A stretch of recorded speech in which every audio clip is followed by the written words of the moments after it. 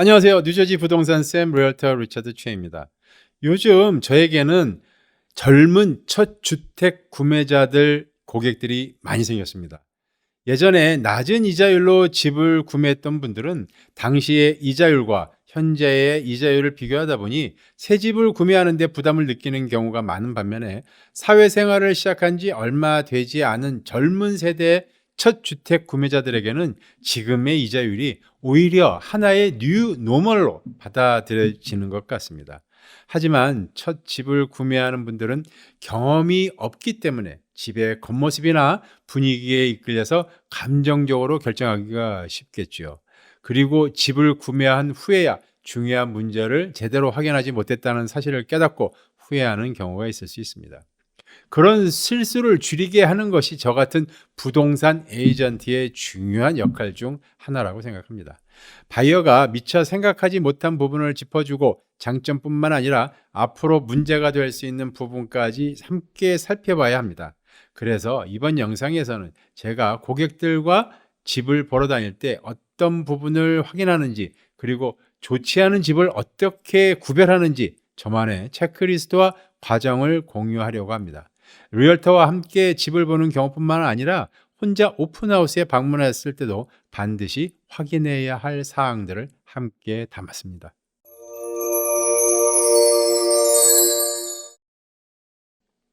우리가 어떤 집 앞에 도착했을 때 제가 가장 먼저 확인하는 것은 집 자체가 아니라 주변 동네 분위기입니다. 집의 위치는 어떤지, 도로 상황은 어떤지, 주차하기는 편리한지를 먼저 살펴봅니다. 드라이브웨이의 폭과 길이도 확인합니다. 집이 큰 도로나 고속도로와 너무 가까이 있는지도 살펴봐야 합니다. 교통은 편리할 수 있지만 차량 소음이나 매연, 출퇴근 시간대의 교통 체증이 생활에 불편을 줄 수도 있거든요.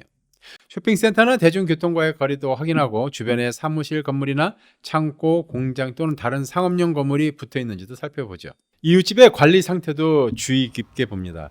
잔디와 마당은 잘 관리되어 있는지, 쓰레기나 사용하지 않는 물건들이 방치되어 있지는 않은지, 주변이 전반적으로 깨끗하고 정돈되어 있는지를 확인하죠.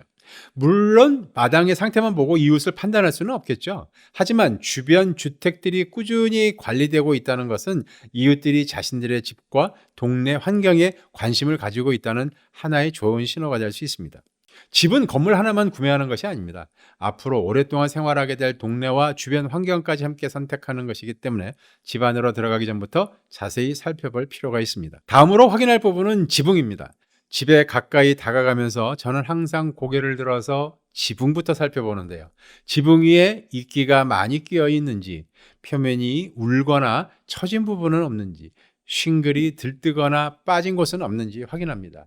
지붕이 전체적으로 반듯하지 않고 일부가 내려앉아 보인다면 단순히 싱글만의 문제가 아니라 지붕 아래의 합판이나 구조적인 부분에 문제가 있을 가능성도 있습니다. 물론 밖에서 보는 것만으로 정확하게 판단할 수는 없지만 인스펙션 때 자세히 확인해야 할 신호가 될 수 있거든요. 그리고 가능하다면 지붕이 몇 겹으로 시공되어 있는지도 확인해 보는 게 좋죠. 기존 지붕을 철거하지 않고 그 위에 새로운 싱글을 더 씌운 경우가 있습니다. 겉으로 보기에는 새 지붕처럼 보이지만 실제로는 기존 지붕 위에 한 겹을 추가한 거예요. 이게 반드시 문제가 있다는 뜻은 아니지만 나중에 지붕을 전체적으로 교체할 때는 기존의 여러 겹을 모두 철거해야 하기 때문에 한 겹으로 된 지붕보다 철거 비용과 폐기물 처리 비용이 더 많이 들 수 있어요. 뉴저지는 나무가 많은 지역이라서 집 가까이에 큰 나무가 여러 그루 있는 경우가 많이 있어요. 큰 나무가 집과 너무 가까이 있으면 나뭇가지가 지붕이나 외벽을 손상시킬 수 있고 뿌리가 드라이브웨이나 보도블록을 들어올릴 수도 있죠. 무엇보다 큰 나무를 가지치기 하거나 제거하려면 생각보다 많은 비용이 들 수 있습니다. 특히 집 주변에 오래된 큰 나무가 많다면 하수관 검사인 수어 스코프 인스펙션도 함께 고려할 필요도 있습니다. 나무 뿌리는 땅 속의 수분을 찾아서 움직이기 때문에 오래된 하수관의 작은 틈이나 연결 부위로 들어가는 경우가 있어요. 그렇게 되면 배수가 느려지거나 반복적으로 막힐 수도 있고 심한 경우에는 하수관을 보수하거나 교체해야 할 경우도 생길 수 있습니다. 다음으로는 집 외곽을 한 바퀴 걸어보면서 외부 기초 부분을 확인합니다. 기초에 균열이 있는지 살펴보는 것이죠. 기초 균열에 대해서는 이전 영상에서도 한번 말씀드린 적이 있는데요. 균열의 모양과 방향을 잘 봐야 합니다. 대표적으로 이렇게 되어 있는 계단식 균열, 수평 균열, 수직 균열이 있는지 확인합니다. 수직 균열은 비교적 흔하게 발견될 수 있어요. 폭이 아주 좁고 더 이상 진행되지 않는 균열이라면 꼭 심각한 문제라고 볼 수는 없지만, 균열의 폭이 약 4분의 1인치 이상으로 넓거나 위아래의 폭이 이렇게 다르다면 좀 더 자세한 검사가 필요합니다. 특히 수평 균열이나 벽돌 사이를 따라서 계단 모양으로 이어지는 균열은 기초의 움직임과 관련되어 있을 가능성이 있기 때문에 주의 깊게 봐야 합니다. 이미 보수한 흔적이 있는지도 확인해 보세요. 균열을 메우거나 콘크리트로 덮어놓았다고 해서 문제가 완전히 해결되었다고 단정할 수는 없거든요. 어디에 균열이 있었는지 잘 기억해 두었다가 셀러에게 언제 발생한 균열인지, 어떤 원인으로 보수했는지, 전문가에게 수리를 맡겼는지, 그리고 수리 후 다시 움직인 흔적은 없는지를 확인해야 합니다. 이제 집 안으로 들어가 볼까요? 먼저 하드우드 바닥이라면 검은 얼룩이나 물로 인한 변색이 있는지, 표면이 들뜨거나 가라앉은 곳은 없는지 살펴봅니다. 바닥을 걸을 때 유난히 푹신하게 느껴지는 부분이나 삐걱거림이 심한 곳이 있는지도 확인해 보세요. 작은 흠집이나 표면의 변색 정도라면 샌딩한 후에 다시 마감하는 것으로 해결할 수도 있지만, 육안으로도 심각하게 보이면 일부 구간 또는 전체를 교체해야 할 가능성이 큽니다. 특히 검게 변한 부분은 단순한 얼룩일 수도 있지만, 과거의 누수나 반려동물의 소변, 습기로 인한 손상일 수도 있습니다. 따라서 얼룩만 볼 것이 아니라 냄새가 나는지, 주변 바닥이 들뜨거나 물러져 있는지도 함께 확인해 봐야 합니다. 타일 바닥도 주의 깊게 살펴봐야 하는데요. 균열이 있거나 깨진 부분이 있는지 확인합니다. 타일 한두 장만 손상되었다면 부분 교체가 가능할 수도 있겠지만, 문제는 기존 타일과 똑같은 색상과 디자인을 찾기가 쉽지 않다는 것입니다. 오래된 타일은 이미 생산이 중단된 경우가 많기 때문에 같은 제품을 구하지 못하면 바닥 전체를 교체해야 할 수도 있습니다. 특히 타일의 균열이 여러 장에 걸쳐 이어져 있다면 타일 자체의 문제라기보다 바닥 아래 기초면이 움직였거나 제대로 시공되지 않았을 가능성도 있기 때문에 인스펙션 때 자세히 확인해야 하는 부분입니다. 자, 다음에는 벽과 천정을 확인합니다. 먼저 천장이나 벽에 물 얼룩이 있는지 살펴보죠. 노란색이나 갈색 얼룩, 페인트가 부풀어 오른 부분이 있다면 과거에 지붕이나 배관에서 물이 샜을 가능성이 있는 거거든요. 또 특정 부분만 질감이나 색상이 다르다면 누수나 균열을 가리기 위해서 보수한 것인지 확인해 볼 필요가 있습니다. 벽의 균열도 확인합니다. 작은 실금이 있다고 해서 바로 구조적인 문제라고 판단할 수는 없습니다. 집이 시간이 지나면서 자연스럽게 자리를 잡는 과정에서 작은 균열이 생길 수도 있고, 드라이월 이음새에 테이프나 페인트가 노후되면서 갈라지는 경우도 있기 때문입니다. 특히 창문이나 문 주변에 생긴 가느다란 균열은 비교적 흔하게 볼 수 있습니다. 하지만 균열이 크고 넓거나 천장과 벽을 가로질러서 길게 이어져 있다면 주의해서 봐야겠죠. 문이나 창문이 잘 닫히지 않거나 바닥이 한쪽으로 기울어져 있다면 집의 움직임이나 구조적인 문제와 관련되어 있을 가능성이 있습니다. 다음으로 확인할 부분은 창문인데요. 창문이 싱글 페인인지 더블 페인인지, 그리고 전체적으로 얼마나 오래된 창문인지 확인해 봐야 합니다. 오래된 싱글 페인 창문은 단열 성능이 떨어질 수 있고, 겨울철에는 찬바람이 들어오거나 난방비가 많이 들 수 있겠죠. 유리 사이에 습기가 차 있다면 교체가 필요할 경우가 생길 수도 있죠. 특히 더블 페인 창문 안쪽에 김이 서리거나 물기가 차 있다면 유리 사이에 밀봉이 손상되었다는 신호입니다. 자, 집에 벽난로가 있다면 먼저 가스 벽난로인지 장작을 사용하는 우드버닝 벽난로인지 확인합니다. 장작 벽난로는 벽난로 내부뿐만 아니라 굴뚝의 상태도 중요하게 살펴봐야 하는데요. 오랫동안 사용하지 않은 굴뚝은 내부에서 습기가 차거나 빗물이 들어가면서 굴뚝 라이너가 손상될 수 있어요. 동물이나 새가 둥지를 만들거나 내부에 이물질이 쌓여 배기가 제대로 되지 않는 경우도 있을 수 있어요. 굴뚝 라이너에 균열이나 손상이 생기면 연기와 유해가스가 제대로 배출되지 않을 수 있고 집 안으로 들어올 수도 있고 화재 위험도 높아질 수도 있습니다. 라이너를 보수하거나 새로 설치해야 하는데 이 역시 적지 않은 비용이 들 수 있어요. 굴뚝 윗부분에 캡이 제대로 설치되어 있는지도 확인하는 것이 좋습니다.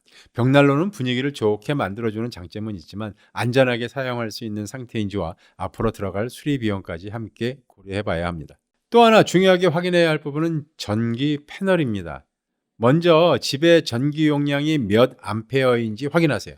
오래된 주택에서는 60이나 100 암페어 패널이 설치되어 있는 경우가 있는데 이 용량으로는 요즘 생활에는 부족할 수 있습니다.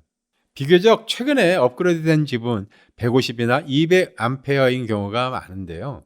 전기 용량이 작다고 해서 무조건 문제가 있는 뜻은 아니지만 요즘처럼 전기차 충전기가 점점 보편화되는 추세에서는 패널 업그레이드가 필요할 수도 있습니다. 전기 패널 안에서 전선이 복잡하게 연결되어 있다고 해서 그것만으로 문제가 있다고 단정할 수는 없겠지만 한 차단기에 여러 전선이 무리하게 연결되어 있거나 임시로 연결한 것처럼 보이는 전선이 많고 패널 밖으로 전선이 정리되지 않은 채 노출되어 있다면 주의해서 봐야 합니다.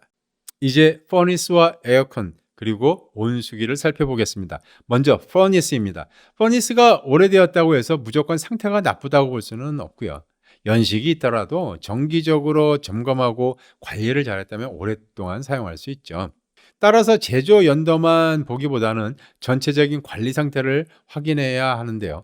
퍼니스 본체와 밸브 주변에 녹이나 부식이 있는지, 연결된 파이프에 물이 샌 흔적이나 변색된 부분이 있는지를 살펴봅니다. 퍼니스 주변에 먼지가 지나치게 많이 쌓여 있거나 필터를 오랫동안 교체하지 않은 것처럼 보인다면 정기적인 관리가 제대로 이루어지지 않았을 가능성이 있습니다. 이런 모습은 퍼니스 하나만의 문제로만 끝나지 않을 수도 있어요. 집주인이 퍼니스를 관리하지 않았다면 에어컨이나 온수기 같은 다른 주요 설비들도 제대로 점검하지 않았을 가능성이 있기 때문이거든요. 다음은 에어컨입니다. 집 밖에 있는 실외기, 즉 컨덴서 유닛의 제조 연도와 외관 상태를 확인합니다. 본체가 심하게 녹슬어 있거나 찌그러진 부분은 없는지, 주변에 나뭇잎이나 잡초가 쌓여 공기 흐름을 막고 있지는 않는지 살펴보죠. 에어컨이 작동할 때 소음이나 진동이 지나치게 심한지도 확인하면 좋습니다. 마지막으로 온수기입니다. 핫워터 탱크인데요. 온수기 앞이나 옆면에는 보통 제조사 모델 번호, 시리얼 번호가 적힌 라벨이 붙어 있습니다. 이 정보를 통해서 제조 연도를 확인하고 온수기의 대략적인 나이를 짐작할 수 있어요. 다만 제조 연도가 2015년이라고 해서 반드시 2015년에 설치되었다는 뜻은 아니고요. 생산된 후 일정 기간이 지나 설치되었을 수도 있기 때문이죠. 플러머가 실제 설치 날짜를 온수기 본체에 적어두거나 설치 스티커를 붙여놓는 경우가 있기 때문에 그런 표시가 있는지 함께 확인해 보시는 게 좋습니다. 온수기의 아래쪽에 녹이나 부식이 있는지, 바닥에 물이 고였던 흔적은 없는지, 배관 연결 부위에서 물이 새고 있지는 않은지도 살펴봐야 합니다. 요즘 온수기는 예전처럼 오래가지 않아요. 부모님 세대의 온수기는 30년 이상 가는 경우도 있었는데요. 요즘은 물에 석회질이 많이 포함되어 있어서 온수기는 보통 10년에서 20년 정도라고 보는 것이 현실적입니다. 또 욕실과 주방에서는 싱크대 아래쪽을 확인합니다. 문을 열어서 배관 연결 부위에 물이 새는 흔적이 있는지, 바닥판이 부풀거나 변색되지는 않았는지, 곰팡이나 퀴퀴한 냄새가 나는지를 살펴보죠.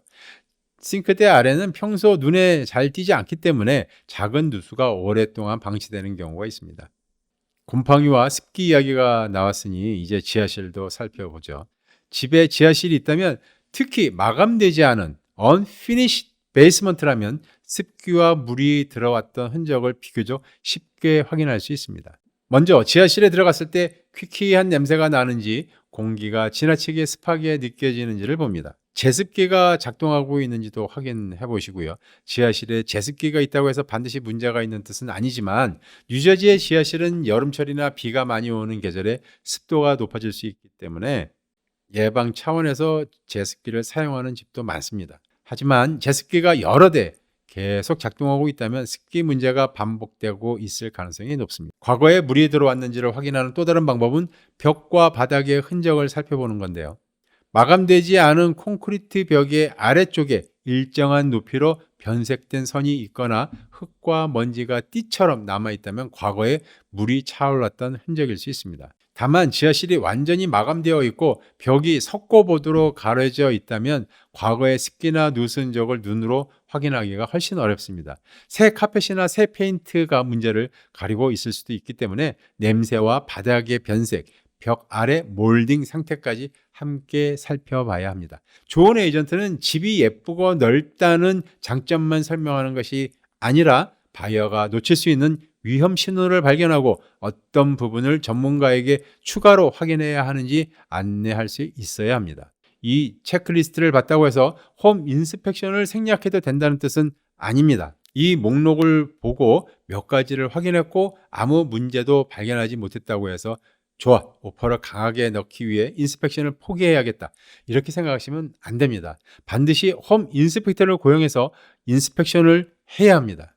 집이 업그레이드가 많이 되어 있을 필요는 없습니다. 중요한 것은 Pride of Ownership, 즉 집주인이 자기 집을 아끼고 잘 관리해 왔는지입니다. 물이 새면 고치고 고장난 것이 있으면 수리하고 문제가 생겼을 때 방치하지 않았는지 확인하는 것이 중요합니다. 구독과 좋아요 부탁드립니다. 뉴저지 부동산 쌤이었습니다. 감사합니다.